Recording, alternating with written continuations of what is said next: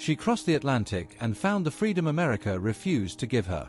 Draped across a piano in Uruguay, Josephine Baker in the 1920s was already a continent's obsession, a black woman from St. Louis who made Europe forget it had ever seen a performer before. He sat in the cockpit at 2 years old, grinning, untouchable, the whole world watching him grow. 36 years later, JFK Jr. took the controls himself, and the Atlantic that once swallowed his father's legacy came quietly, finally, for the sun too. The lion spirit wakes slowly, silk, stillness, then explosion. Kagami Jisha has been performed since the Edo period, a dance where innocence transforms into something ancient and untamable. This 1910s photograph caught the exact breath between the girl the dancer was and the lion becoming. They were built for missions with no return route, small enough to slip past harbor nets, crewed by men who understood the math. By March 1947, Kyo's shipyard held only wreckage. Japan's ocean ambitions, stripped to steel and silence, waiting to be forgotten. Someone packed a poncho for Niagara and someone didn't, and a century and a half later, that small decision is the most human thing about them. A family, the 1850s, standing at the edge of something enormous, just like every family before and since. The camera only fires when someone earns it, and he earned it. Rockaway Playland, early 1950s, a man with steady hands and a bullseye. Whether those hands once aimed in Europe or the Pacific, nobody recorded. The target remembered. The camera did too. No shots were fired back, there was no enemy, only a village. On March 16, 1968, American soldiers killed hundreds of unarmed civilians at My Lai. It took a year for the world to find out. It took decades to accept what that said about the war. The war in Europe died overnight, and somehow this was where they celebrated Hitler's own mountain retreat, Champagne, where the Reich once planned its 1,000 years. Captain Lewis Nixon, morning after VE Day, wearing the specific exhaustion of a man who outlived something enormous. Two women at the center of different worlds, one inside the most powerful house on earth, one ruling an ancient empire. Jackie Kennedy held her son forward in 1962, neither mother knowing what history had already quietly decided for the men in their lives. Before pilots met combat, they met Foster Field and the unforgiving P-40 that separated the ready from the rest. This Warhawk, 1942 Texas, trained the hands that would soon fly over North Africa and the Pacific. The war began here, long before the shooting did. Cardiff didn't ask London's permission to be angry. In 1983, Welsh punk wasn't just music, it was a generation rejecting Thatcher, recession, and the quiet expectation that working-class kids should simply disappear. The leather and safety pins said everything the politicians refused to hear. An army that could survive war, disease, and empire, but not a clean upper lip. From 1860 to 1916, British soldiers faced imprisonment for shaving their mustache. Somewhere between Crimea and the Somme, someone finally admitted the regulation had outlived its dignity. She was 24, Hollywood's newest face, still learning what the camera wanted from her. Jane Fonda in 1962 had no idea she would spend the next decade becoming the most controversial woman in America. This was the last photograph of the before. She carried 1.6 million barrels and nowhere left to go. On March 16, 1978, the Amoco Coddies broke apart off Brittany, emptying everything into the Atlantic.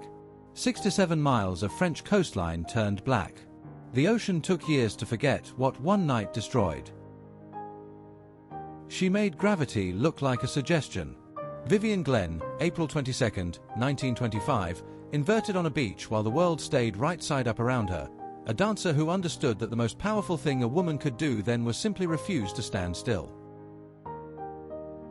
They escaped hell to warn a world that wasn't ready to believe them. Rudolf Warburg and Alfred Wetzler fled Auschwitz in April 1944, walked across darkness into Slovakia, and delivered 30 pages of truth. Hundreds of thousands died anyway. They told the truth regardless. One wrong step, 348 feet, and the crooked river doesn't forgive. In 1911, These men walked open planks over Oregon's gorge with no harness, no net, no negotiation with gravity. They built the bridge anyway. Nobody asked if they were afraid.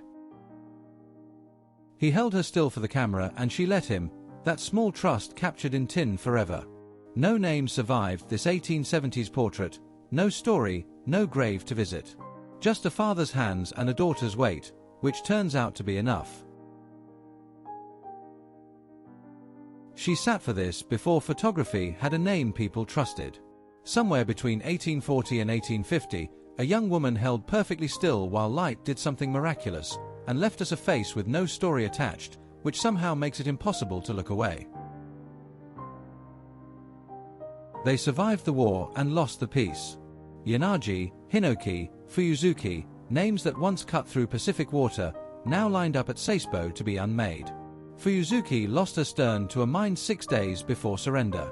She almost made it. Almost. The banners are hung, the seats arranged, the machinery of Soviet democracy dressed and ready. In 1989, Peroslavl's Culture Hall prepared for elections that were anything but ordinary, Gorbachev's reforms cracking the shell.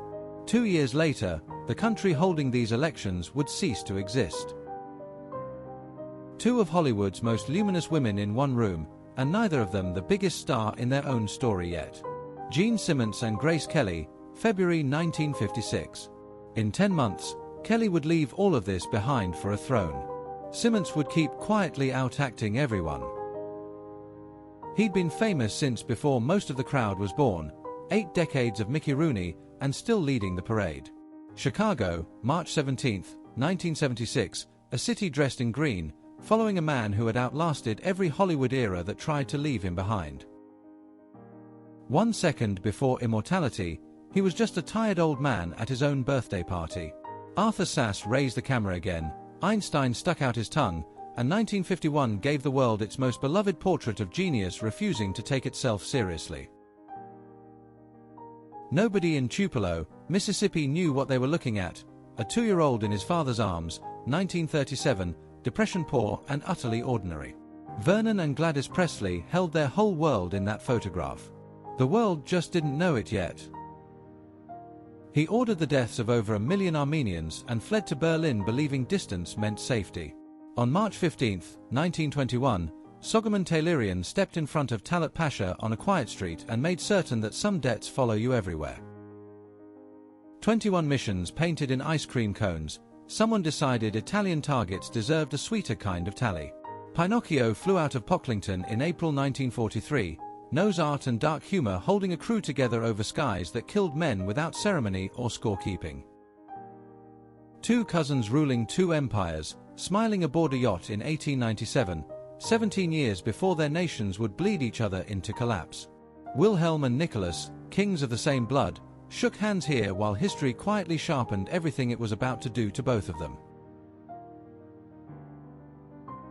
She had stood before grief before, wars, assassinations, decades of national mourning. But Dunblane, March 1996, was different. 16 children. A primary school. Queen Elizabeth laid flowers where no flowers should ever need to go, and even a crown offered nothing useful against that. She had a jazz song's name and a belly full of supplies for men surrounded and freezing at Bastogne. Flak found her anyway west of the city, but ain't misbehavin' landed her crew alive. The Battle of the Bulge was no place for good behavior regardless.